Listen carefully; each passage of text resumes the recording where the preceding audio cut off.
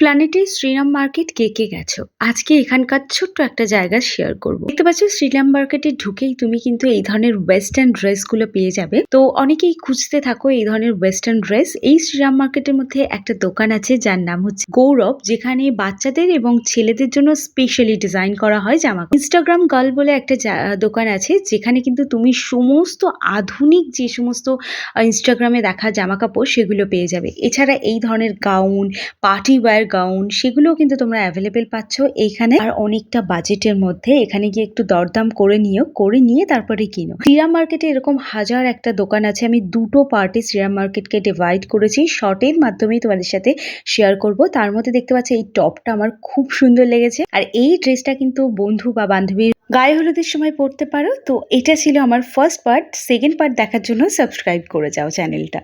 পরের ভিডিওতে এই দোকানটা তোমাদের সাথে শেয়ার করতে চলেছি।